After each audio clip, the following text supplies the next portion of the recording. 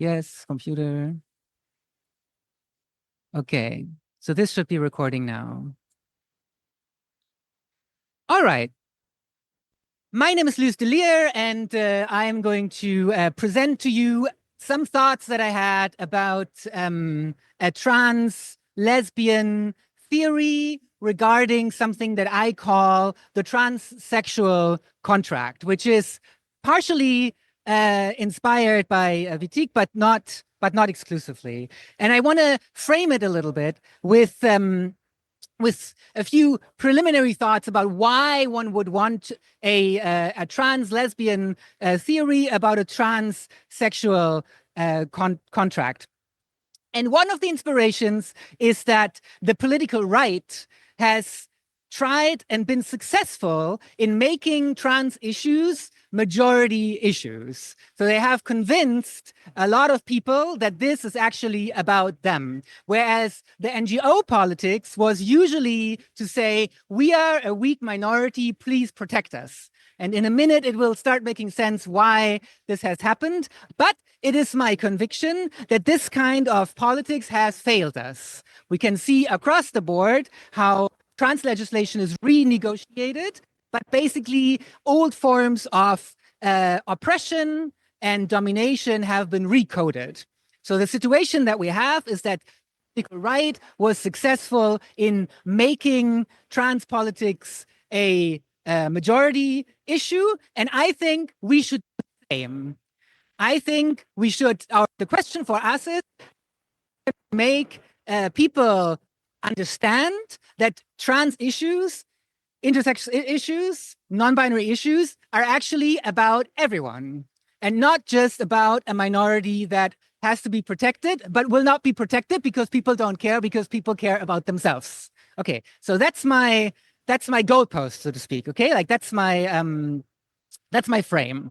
All right, and my solution for this that I want to suggest to everybody, and further down the line in writing, etc., is to argue that one is not born cis, but becomes cis. Okay?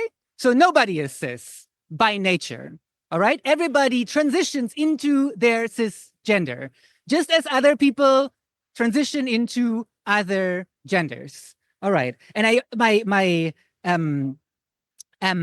hope is that if this could be our background theory, we could convince people that issues about legislating and restricting and managing transitions are actually issues that pertain to everybody's life, because everybody transitions, because transitioning is not something particular to trans, inter, non-binary, agender people. All right. So that's my overall frame. Okay, and now I'm going to try and present a theory, a political theory about how this happens, and why this happens necessarily.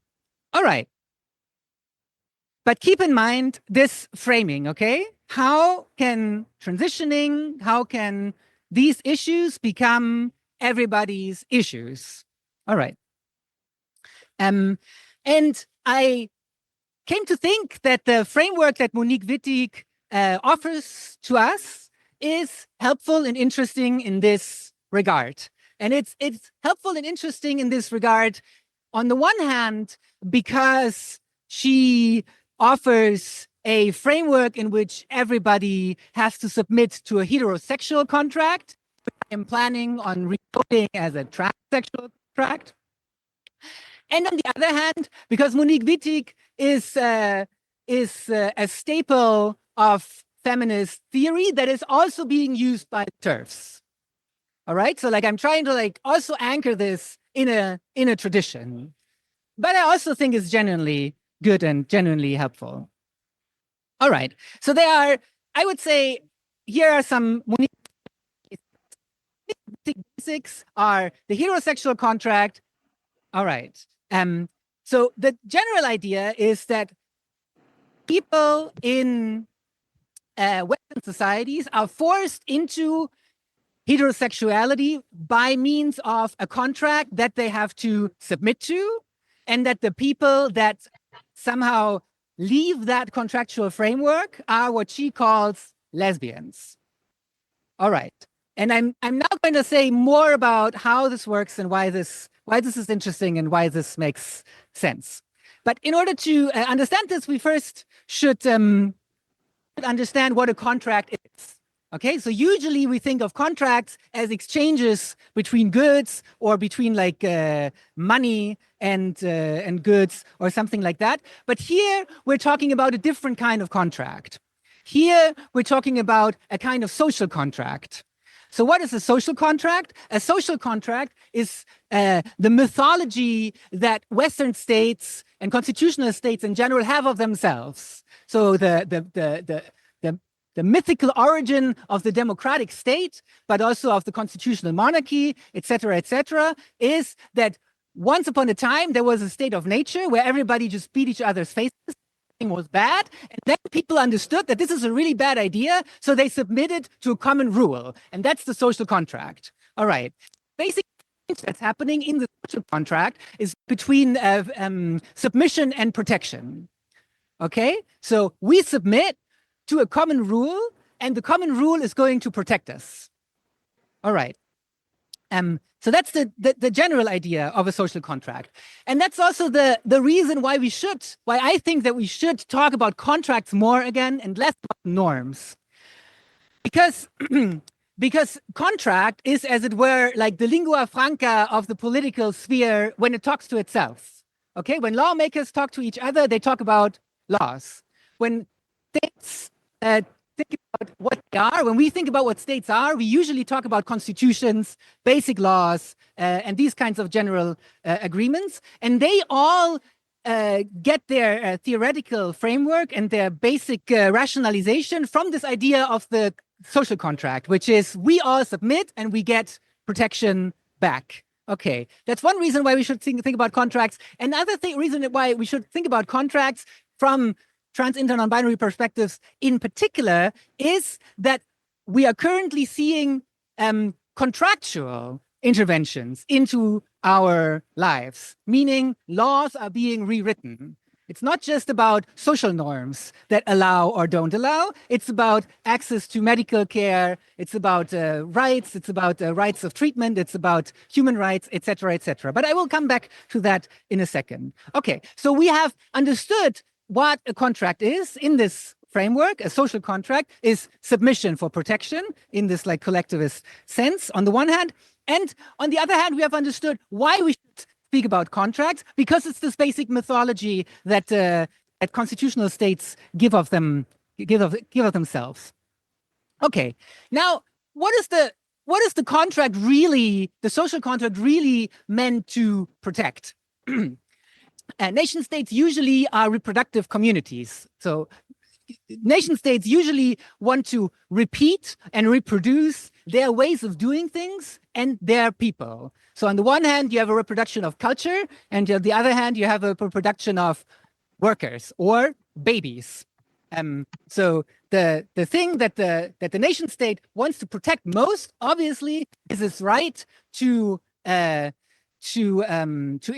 in and to manage production of babies, which is why reproductive rights are super central, and which is also why why gender works to suggest to you. And here Monique Wittig comes in, and Monique Wittig says the kinds of gender roles, or like she wouldn't say that, but like the kinds of social positions that we have are basically mapped onto this circus of reproduction. Okay, so like the idea is that nation states make you submit to the heterosexual contract. They say you need to be manage reproduction in order to manage how many workers, what the price of labor is going to be, who is doing what, et cetera, et cetera. So there's a direct economic and political interest that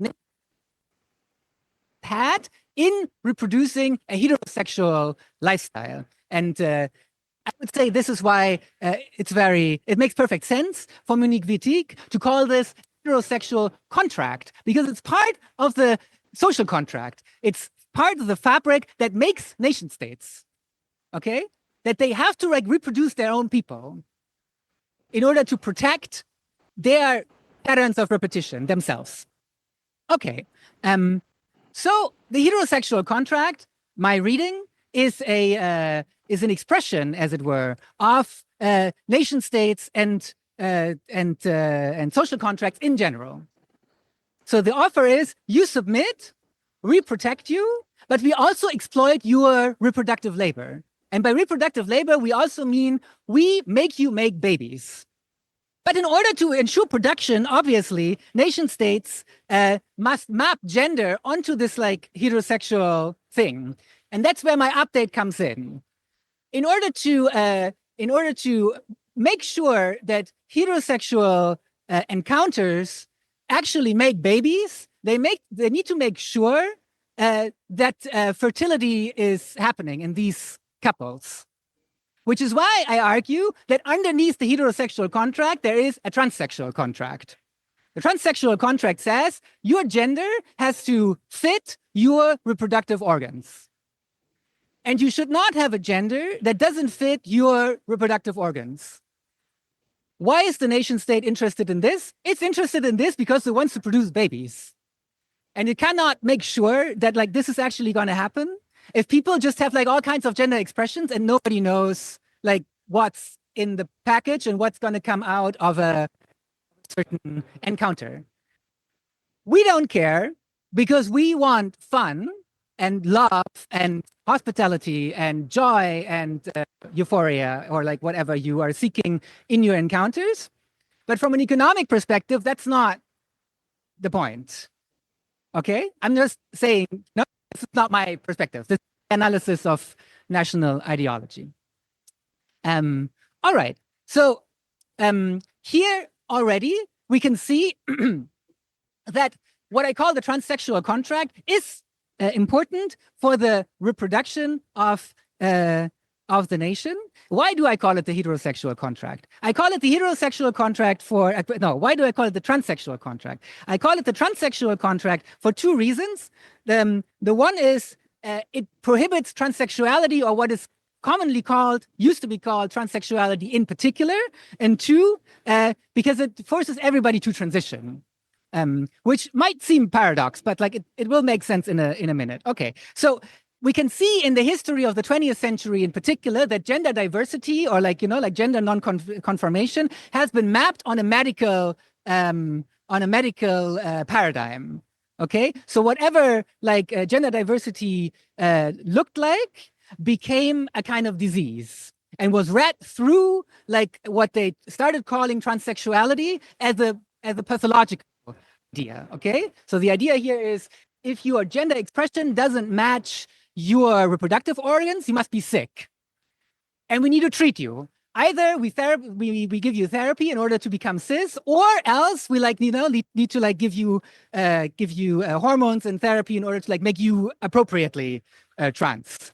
But we need to manage you in any case. If we look at the history of like gender diversity in the later 19th and like 20th century, we see that like in the Western states, it became medicalized, it became pathologized. It was like read all of it the lens of like a medical transition. And it seems to me that we're still living in that age. We're living in the wake, in a way, of transsexuality. How do we? Why do I think this? I think this because all the other terminology, trans, non-binary, transgender, and whatever else you want to add, is always it always says like, no, this is not necessary. But the necessity to say no shows the power of the paradigm. Okay, the necessity that like this is a question that you have to ask yourself: do I actually want surgeries? Do I actually want hormones, etc.? That shows that the paradigm is alive and kicking. In the negation, okay, like in the distancing. All right. That doesn't mean that I say let's all be transsexuals. I'm talking about a paradigm and a contractual framework here, right? Like I'm not talking about individual people. I'm not, don't walk around and say like, oh, you're a transsexual. Now, of course, nowadays, it's not that like everybody has to produce, but you still have to ask yourself whether you want to reproduce. I would say that reproduction also like is alive and kicking. Prohibition of abortion means that the expectation is that you will reproduce. The fact that we have to fight for abortion means that we have to fight against a certain paradigm that wants to map our gender expression onto reproductive organs. All right. Wittig interestingly knows this, and I don't have time now to show you the passage, but there are passages, and if this is ever going to get published, I will provide the passages. Wittig, I think, really knows this. In one passage, she analogizes becoming female with becoming a eunuch. So with castration, okay? So the idea here is, of course, the transsexual idea of a trans woman, right? Like who becomes a woman by way of castration. So that's how Wittig describes the process of becoming a woman, which is why I would say to Wittig already, all women are trans women. All women undergo physical, bodily, but also social processes that make them women. Nobody is born a woman, and that also means nobody's born cis. And we know from like many, many decades of feminist and queer and trans research that these are violent processes. Okay, I will say two more things, and then I'm done. The one thing is the question of lesbianism. What's a lesbian for Wittig? For Wittig, a lesbian is a person, interestingly, who strives to live outside of the heterosexual contract, or for our case, who strives to live outside the transsexual contract, and she says explicitly, who has a consciousness of being counter nature, of being against nature. So what does she mean by nature? Well, by nature, of course, she means like the naturalized kind of heterosexuality.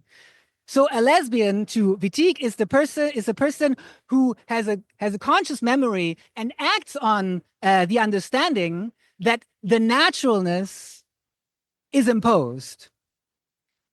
In today's terms, we can read this as a lesbian is a person who knows that she transitioned and acts on the idea and the knowledge that she has transitioned. Okay, so like it's like anti-naturalization, but that doesn't mean that there's like a better nature on the other side. She very clearly says the lesbian is a person who knows that her gender is social, that it's crafted, okay, that it's an artifice that we can build and work with in various ways. Okay, so here I would say the interesting point is that the interesting distinction here is not between cis and trans. It's between in Wittig's term it would be between lesbians and women. So between those who know and work with their transition and those who naturalize their transition. And my take is, and that's the last thing that I will say, that TERFs especially, and like anti-trans people especially, suffered especially hard from their transitions. And that's why they have this like crazy traumatic attachment to their naturalized gender. So what we should do, is my suggestion, is we should save these people.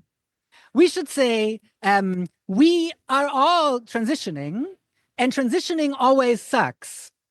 And it's not like we are the minority and like you need to like enable us. No, we need to enable you, cisgender people and TERFs. We need to enable you to embrace your transition and become more joyful people, more euphoric people that can harvest in a way the potentials of their gender. So it's not like them protecting us, it's us protecting them. And the children, you know, protect the children, stop cis grooming, protect the children from cis grooming. I think that should be our way. So go out there, seduce a TERF, protect protect the cis people. Nobody's born cis. Nobody has to be cis. Thank you. And then with this, should we do Joyce first? Is Joyce here? Joyce is here. Joyce can go next. The late 70s American lesbian community is well known as a place where trans women was excluded.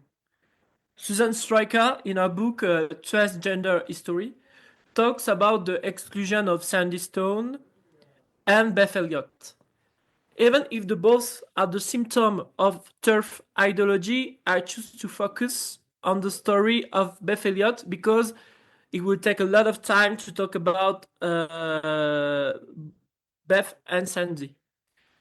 And the story of Beth Elliot is less known, even if she writes about all the context and situation in her book, My Rose, Portrait of a Lesbian Transsexual.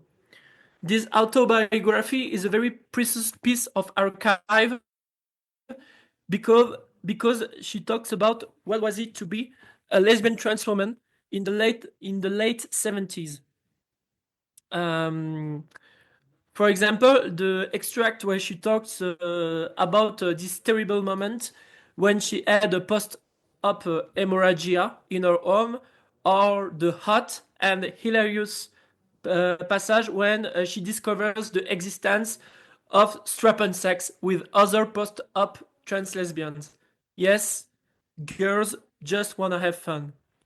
In this autobiography, she comes back about all the situation who put her in this hard situation to be known as the first lesbian trans woman who was excluded from lesbian community. She was part of the famous organization Daughters of Abilities, the first lesbian civil and political rights organization in the United States, who she was the vice president in San Francisco chapter between 1971 and 1972. But in 1973, everything changes. She was the co-organizer of the West Coast Lesbian Conference, and she was supposed to play as a singer on the stage, but some lesbian separatist organization, as the Gutter Dykes, asked for the cancellation of the concert on the leaflets, quote, "She was a man." The Gutter Dykes was particularly hostile. 2/3 was in favor of the performance, but the performance was very short because Beth was particularly stressed out and afraid about what could happen during her presence on the stage. The tomorrow, Robin Morgan, in her speech, Lesbianism and Feminism, Synonyms or Contradictions, referred to Elliot as a male transvestite. She thought that the strategic alliance was not possible between lesbians if she was present. She blackmailed the Daughters of Abilities, and after that began a call-out cancel campaign against Beth, and Beth was excluded of the Daughters of Abilities. After this event began the famous trans lesbian rapist trope, who is still used against lesbian sisters. She was excluded from the Daughters of Abilities and had real hard time to survive after all of that, but she found friends and girlfriends who supported her. If I want to emphasize on this story, it's because I'd like to think about the context and the problematic of heterosexual women into lesbian community as a symptom of this call-out. To make short, trans misogynia and TERFism rooted in the heterosexual discourse, and it is another point to give a perspective critique of the conceptual lesbian notion. In the chapter coming up through the farm system, Beth explains how a lot of things change because of a split between cultural lesbian and cultural lesbian feminist and political lesbian feminist, where one was really attached to the identity of woman and the other was into the political strategic organization against patriarchy. Cultural lesbian feminist was particularly hostile against everyone who was disagree with their position. A politic of trashing began. Beth Elliot makes the parallel between the kind of this practice and the China Cultural Revolution techniques. The question of being lesbian lost her politic perspective for a cultural perspective where being a lesbian is no longer a strategic practice against straight world, Wittig, but a state of mind, an identity, and in the same passage, Beth further writes a conversation between her and the lesbian activist. I read, yeah, but it didn't stop there. The next day, Robin Morgan gave the keynote speech, and she lit into this TS for being there, and the organizers for letting her be there. In fact, there was a rumor going around that the organizer was all Trotskyites who wanted to co-opt the lesbian movement into the Socialist Workers' Party, or some shit like that. Anyway, Robin Morgan trashing about every lesbian who ever lived except Del Martin and Phyllis Lyon, whom she mentioned reverently, of course. I then invited her to be the main speaker. Why? I didn't even know Robin Morgan was a lesbian. Oh, that's the weirdest part. She said she was a lesbian because she loves women as a class. And no one was going to tell her she wasn't a lesbian because her husband was some kind of faggot feminist and they were staying together for the sake of their kid. Say what? That's what I say. I mean, shit. If Robin Morgan's a lesbian, I'm a fucking nun, you know? This was just too unreal. She shrugged. So I stopped taking it seriously. I met some really far out women at that conference, but some of those dykes were just flat out paranoid. I heard more conspiracy theories than after Kennedy got shot. In Skin, Dorothy Allison talks about conceptual lesbians and has a very critic about them. She writes that she heard a lot of theoric lesbian in the university during the 80s, and she say that she's pretty sure they were all straight. She writes that there is a huge gap between their theories, who pull out the question of desire and passion, and a complicated life as a lesbian. This critique is common into lesbian community, but I like to remind that Robin Morgan is not a lesbian. She has two children with a cis man. She never identified her as a bisexual, and she never lived as a lesbian. And how Dorothy Allison say, being a lesbian is a complex and concrete situation. Real lesbians are not theory construction, but they have their life, their love, and relationship out of the straight society. And it has a consequence about the way of writing, thinking, theorizing, and of course, fucking. I emphasize on that because in my opinion, conceptual lesbianism was and is a Trojan horse for straight women to attack trans lesbian activists and globally against some lesbian practices. For avoiding shortcuts, I put that in a very precise context of transmisogynia and lesbophic discourses against lesbian practices. Dorothy Allison talks about the harassment who she was the victim because of a life as a femme lesbian and a pro-sex are transphobe, transmisogynist, and anti-sex, anti-porn, and anti-SM, and really hostile against butch and femme communities as a reproduction of patriarchy, because for them, femme lesbians reproduce the sexist way of being a woman, as Betty Friedan denounced it in her book The Feminine Mystic. In my opinion, femme and butch communities have this common thing with trans lesbian that we are attacked and are still attacked by moral feminists. That's not a coincidence that Janice Raymond, the writer of Transsexual Empire, the very first essay who accused us trans women of being just rapists in their essence, because wanting to be a woman would be a symbolic rape of all the women. Janice Raymond is from a theological formation. I'd like now to conclude on a very French context. In the mid of April 2023, Marguerite Stern and Dora Muto published Transmania, a TERF essay, a book published into the fascist publish house Magnus. This book had a very important buzz in the medias.